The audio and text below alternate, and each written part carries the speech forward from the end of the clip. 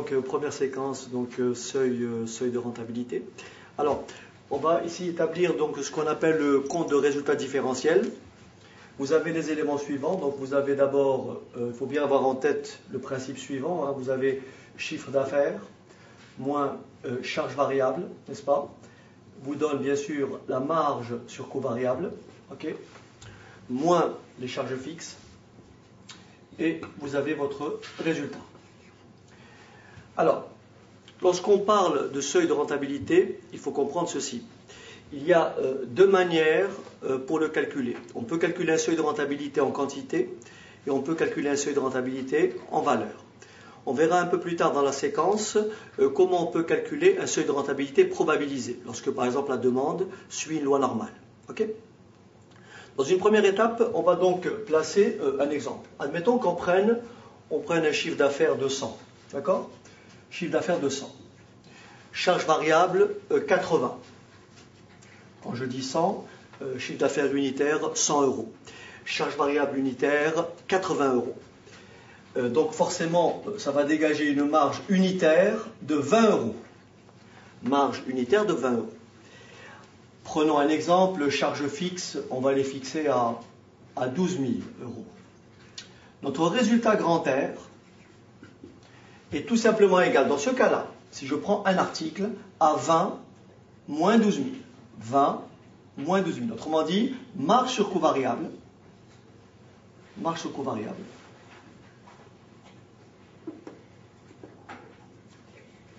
moins charge fixe. Alors, lorsqu'on vous dit que le chiffre d'affaires est de 100, d'accord ? Lorsqu'on vous dit que le chiffre d'affaires est de 100 et que les charges variables unitaires sont de 80 euros, on dira que le taux de charge variable est tout simplement de 80%.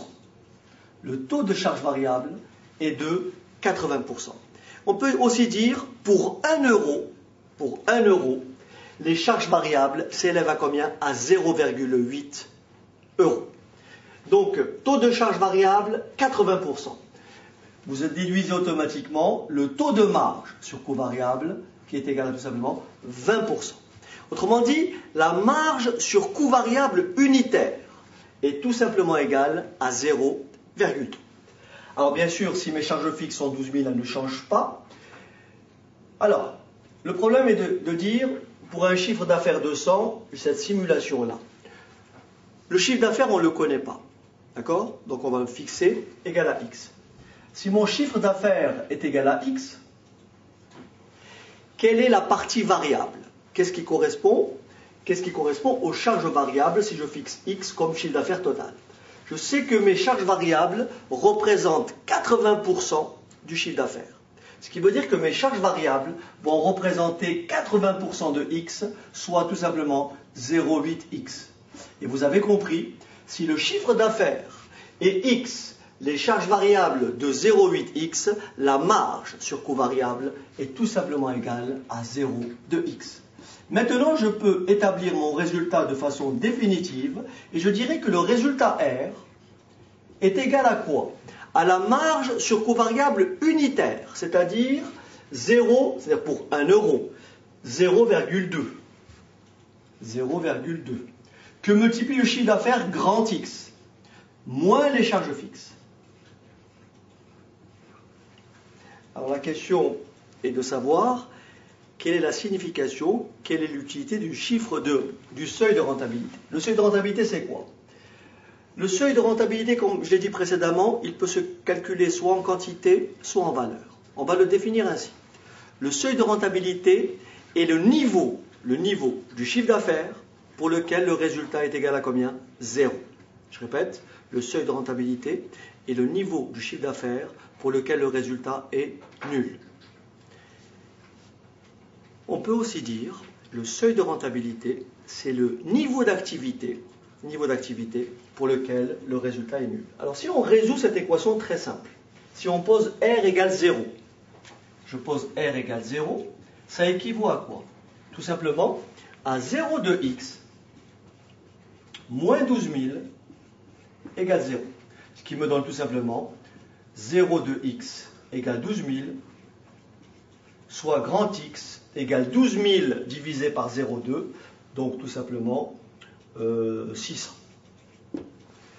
Donc le chiffre d'affaires, je dirais 600, 3, 4, je dirais 60 000.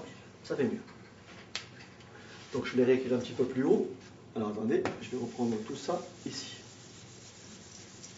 Alors on reprend le calcul. Hein. Donc nous avons quoi? Charge variable unitaire 0,8, marge unitaire 0,2.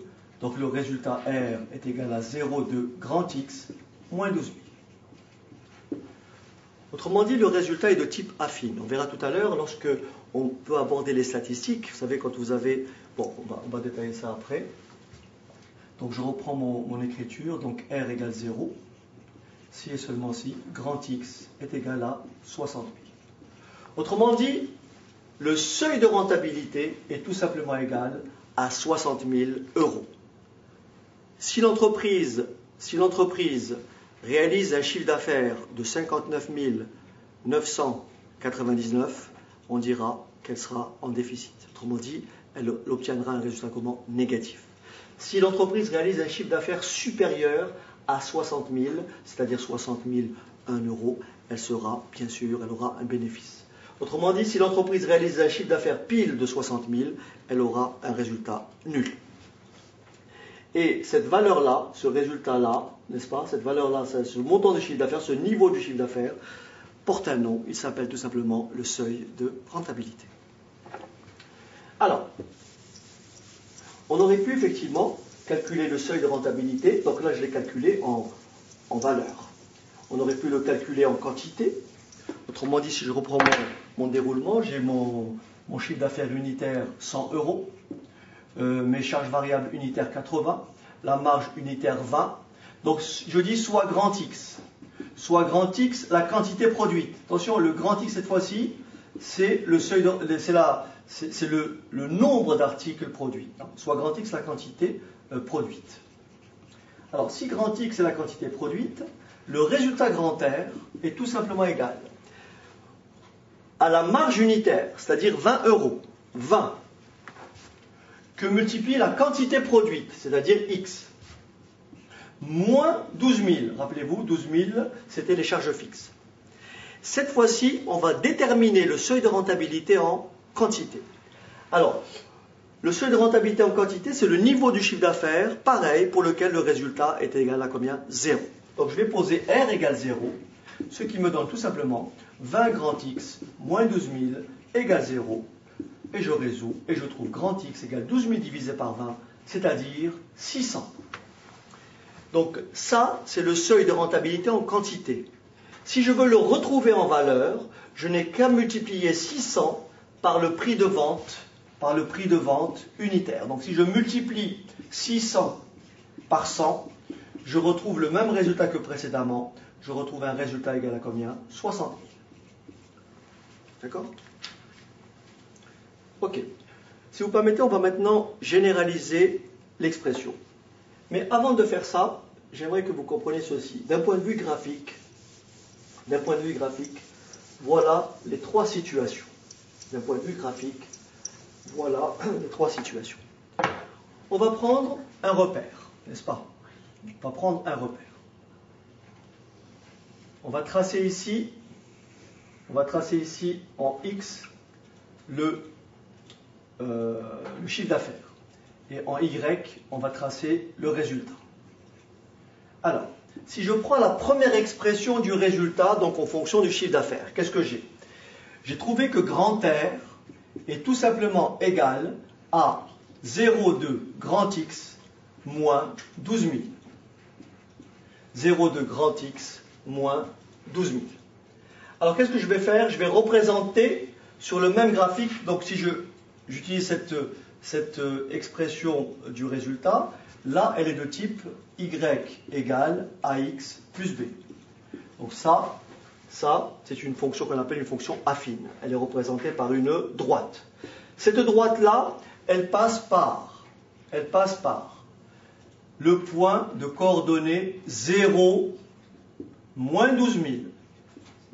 Donc, quelque part ici, on va dire moins 12 000, c'est-à-dire 1, 2, 3, 4. Donc si je dis ici moins 3 000, ou là je dis ici moins 4 000, donc là moins 12 000, ça serait ici. Donc elle passe par ce point-là. D'accord? Elle passe par ce point-là. Et donc, lorsque x égale à combien on a dit? Lorsque x, on a dit tout à l'heure 60 000, rappelez-vous, 0,2 fois 60 000, ça fait bien 12 000, ce qui vous donne bien 0. Donc ici, je vais représenter, alors 60 000, donc je vais dire 20, alors 20 000, 30 000, 20 000, pardon, 40 000, 60 000, voilà, donc ça c'est en milliers, 90 000. Donc je vais joindre ces deux points, et je vais obtenir une droite. D'accord? Bon, c'est pas très droit, hein, vous m'en voudrez pas, c'est pas très droit, mais on peut comprendre. Alors regardez bien, le seuil de rentabilité, c'est tout simplement l'abscisse de ce point. Autrement dit, on appelle ça, cette zone-là, s'appelle zone de profit, et cette zone-là s'appelle zone de perte. Zone de profit, zone de perte. Autrement dit, chaque fois que x sera supérieur à 60 000, le résultat sera comment? Positif. Chaque fois que x sera inférieur à 60 000, le résultat sera négatif. Et pour x égale 60 000, le résultat est tout simplement égal à 0.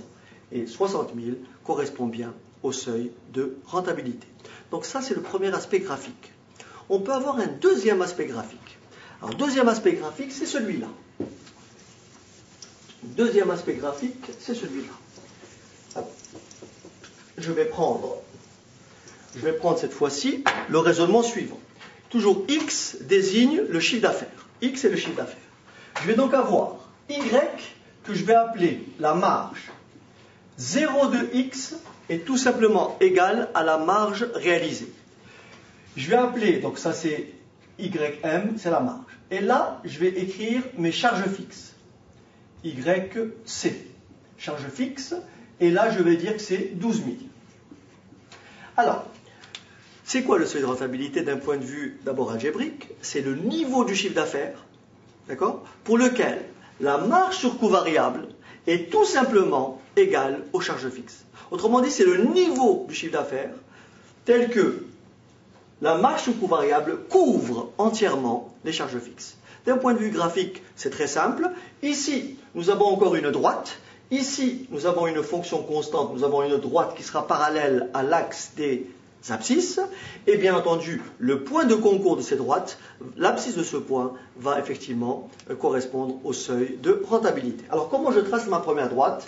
Pareil que tout à l'heure. Je trace un petit repère. Donc, je vais essayer de le faire un peu plus petit. Voilà, je trace un repère, ici.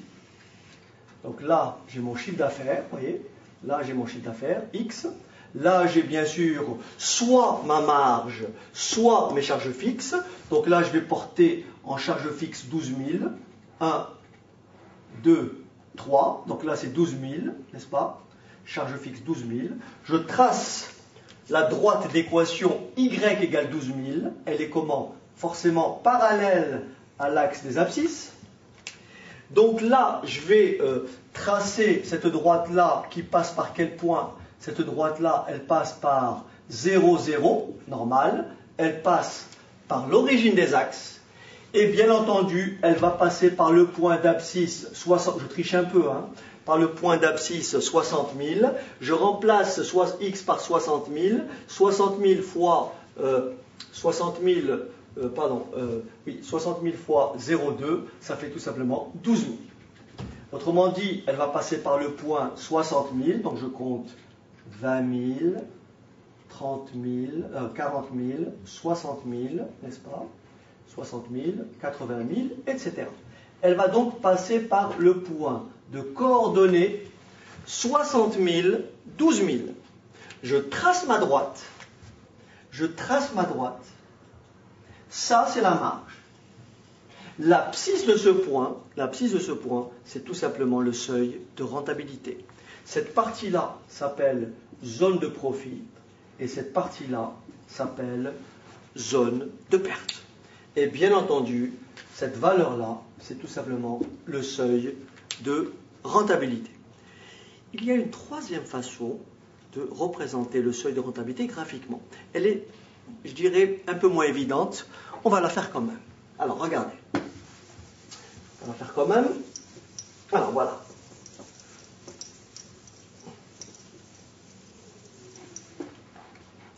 On va dire ceci. On va dire ceci. Si, alors, vous êtes d'accord avec moi que le seuil de rentabilité, c'est quoi? C'est le niveau du chiffre d'affaires pour lequel les charges totales sont entièrement couvertes par le chiffre d'affaires. Autrement dit, si j'appelle X le chiffre d'affaires, donc j'ai Y égale X. Ça, X, c'est le chiffre d'affaires. Et là, ce sont les charges totales. C'est quoi les charges totales? C'est les charges variables plus les charges fixes. Je répète, les charges totales, tout simplement égales à la somme des charges variables et des charges fixes. Les charges variables, rappelez-vous, taux de charge variable, 80%. Niveau du chiffre d'affaires, X. Les charges variables s'élèvent à 0,8X. Charge variable, 0,8X. Charge fixe, rappelez-vous, 12 000. Je vais donc tracer, comme tout à l'heure, dans le même repère, ces deux droites. Alors, je les représente.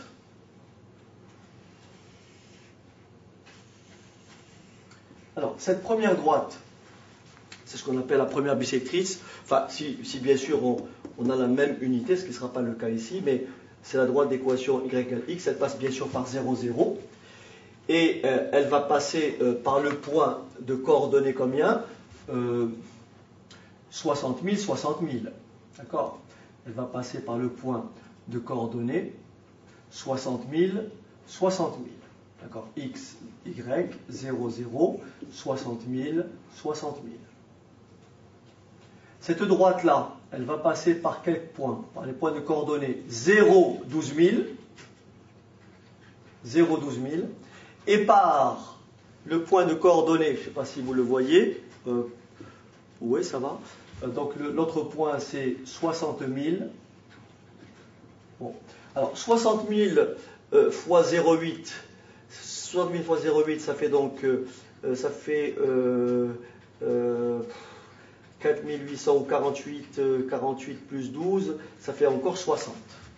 Donc 60 000, 60 000. D'accord?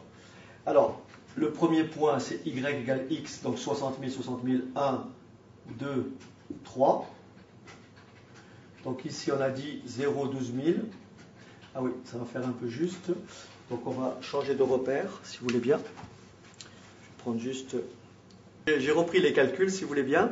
Alors ici, cette droite-là, y égale x, passe par 0, 0, 60 000, 60 000, donc il n'y a pas de souci. La deuxième droite d'équation y égale 0,8x plus 12 000, elle passe par les points de coordonnées 0, 12 000, n'est-ce pas, 60 000, 60 000. Donc là, j'ai représenté la droite d'équation y égale x, autrement dit, cette droite-là, c'est tout simplement le chiffre d'affaires, donc y égale x. Et en rouge, j'ai représenté la droite d'équation y égale 0,8x plus 12 000, bien entendu, qui sont les charges totales. Le seuil de rentabilité, c'est le niveau du chiffre d'affaires qui couvre les charges totales. C'est effectivement le point de rencontre, le point d'intersection de la droite charge totale et de la droite chiffre d'affaires. Et donc là, de nouveau, vous lisez le seuil de rentabilité qui n'a pas changé, bien entendu. C'est toujours la même entreprise, c'est toujours les mêmes données, donc 60 000. Alors bien sûr, et comme tout à l'heure, zone de profit, zone de perte. Ok. Juste pour finir la séquence, on va d'abord un petit peu généraliser pour effectivement placer le problème, et ensuite on va aborder, comme je vous l'ai dit tout à l'heure, un seuil de rentabilité bien sûr probabilisé en introduisant un petit peu le concept de la loi normale sur cet exemple-là, qui sera relativement facile à traiter. Voici, on va parler de façon plus générale. On va dire ceci. Soit grand X, le chiffre d'affaires. Grand X est le chiffre d'affaires. D'accord? Je vais appeler petit t, le taux de charge variable, mais le taux unitaire de charge variable, petit t. Et bien entendu, les charges fixes, je vais appeler ça tout simplement CF. Alors, le résultat grand R, c'est quoi? Le résultat grand R, c'est quoi? C'est si petit t est le taux de charge variable. On n'en déduit que quoi? Que 1 moins t est le taux de marge sur covariable. Je répète, si petit t est le taux de charge variable, 1 moins t est le taux de marge sur covariable. Donc on va dire ceci. Le résultat est égal à quoi? Marge totale. Marge totale, c'est quoi? C'est 1 moins t que multiplie le chiffre d'affaires, moins les charges fixes. Le seuil de rentabilité, c'est quoi? C'est le niveau du chiffre d'affaires pour lequel le résultat est nul. Donc il suffit de poser 1 moins t fois x moins cf égale 0. Ce qui vous donne tout simplement grand X égale cf divisé par 1 moins t. Autrement dit, le seuil de rentabilité, c'est tout simplement les charges fixes divisé par quoi? Par le taux de marge sur coût variable. Je répète, le seuil de rentabilité est tout simplement égal aux charges fixes divisé par le taux de marge sur coût variable. J'aime pas trop les formules parce qu'il vaut mieux s'habituer à reconstituer tout le développement. Parce que les formules, il suffit que vous soyez un petit peu embêté, un petit oubli, etc., etc. Donc il faut toujours poser le problème de façon globale. Ok. Maintenant, pour finir, on va supposer que les quantités vendues, d'accord, les quantités vendues est une variable aléatoire grand X qui suit donc une loi normale. On va supposer ceci. Alors, on va supposer que, alors, soit grand X, une variable, la variable aléatoire, d'accord, variable aléatoire, qui suit une loi normale. Alors, il faut faire les calculs de tête pour que ça donne un résultat un petit peu qui corresponde à quelque chose. Donc on va supposer que grand X suit une loi normale de paramètres. Alors donnez-moi quelques secondes. Alors, donc on va supposer que la quantité vendue, variable aléatoire, suit une loi normale de paramètres 700, 100. La question est celle-ci, très simple, question classique. Quelle est la probabilité, d'accord, quelle est la probabilité de ne pas atteindre le seuil de rentabilité? Bien entendu, je garde les mêmes éléments que tout à l'heure. Je garde les mêmes éléments, c'est-à-dire, les éléments tout à l'heure, c'est quoi? Le chiffre d'affaires unitaire, c'est 100. Chiffre d'affaires unitaire, c'est 100. Les charges variables unitaires, 80. Donc la marge unitaire, tout simplement, la marge unitaire 20. Les charges fixes sont toujours de 12 000, d'accord? Et on a calculé précédemment que le seuil de rentabilité en quantité, c'est quoi? Le résultat d'abord en quantité, le résultat c'est quoi? C'est 20 fois x, donc c'est marge unitaire fois la quantité moins 12 000. Et rappelez-vous, on a fait ce calcul précédemment et on a trouvé que R, le résultat était nul pour x égale à 12 000 divisé par 20, c'est-à-dire combien? 600. Donc on a établi que le seuil de rentabilité était égal à 600 articles. La question qui est posée est celle-ci, quelle est la probabilité de ne pas atteindre le seuil de rentabilité? Probabilité de ne pas atteindre le seuil de rentabilité, autrement dit, le seuil de rentabilité étant de 600, la probabilité de ne pas l'atteindre, je l'écris ici, la probabilité de ne pas l'atteindre, c'est tout simplement la probabilité que le résultat, d'accord, que la quantité vendue, excusez-moi, puisque x associe la quantité vendue, c'est la probabilité que la quantité vendue soit strictement inférieure au seuil de rentabilité en quantité. Donc probabilité que x soit strictement inférieur à 600. Alors, un tout petit rappel pour la loi normale. Lorsque vous avez une loi normale de paramètres M écart type, sachez qu'il faut passer. Donc, je vous invite à lire les séquences sur la loi normale que vous trouverez dans une autre plage sur le site, il n'y a pas de souci. Donc, vous trouverez quelque part la manipulation de la loi normale. Il y a pas mal d'exercices là-dessus. Donc, vous dites que si X suit une loi normale de paramètres 700-100, Alors la variable, donc si grand X suit la loi normale de paramètres 700, 100. Alors grand T suit la loi normale centrée réduite. Donc loi normale de paramètres 0, 1. Avec grand T égale à grand X moins 600 divisé par l'écart type 100. Question, quelle est la probabilité de ne pas atteindre le seuil de rentabilité? Probabilité donc que grand X soit plus petit que 600. Probabilité que grand X soit plus petit que 600, c'est tout simplement ceci. La probabilité que X moins 600 sur 100 soit strictement inférieure. Vous voyez, je change de variable. Hein. J'ai fait X moins 100 sur 600. Je fais de l'autre côté 700, pas moins 600, mais moins 700, excusez-moi, parce que c'est bien sûr le paramètre M, c'est 700. Donc, petite erreur. Donc ici, grand X moins 700 sur 100 est tout simplement inférieur à 600 moins 700 sur 100. Je fais mon calcul, ça me donne P de T plus petit. 600 moins 700, ça fait moins 100. Moins 100 sur 100, ça fait moins 1. Et vous avez compris que ça fait pi de moins 1. Je prends ma table de la loi normale. Pi de moins 1, c'est quoi? C'est 1 moins pi de 1. Alors, je vous invite à lire dans la table et vous allez trouver que pi de 1, donc cette probabilité-là, est tout simplement égale à 1 moins 0,94 et par soustraction, vous trouverez 0,1587. 0,1587. Ce qui veut dire que la probabilité de ne pas dépasser le seuil de rentabilité est tout simplement égale à 0,1587 ou, on peut paraphraser et dire, on a 15,87% de chance de ne pas atteindre le seuil de rentabilité. Ceci complète donc la séquence sur le seuil de rentabilité probabilisé et le seuil de rentabilité en général.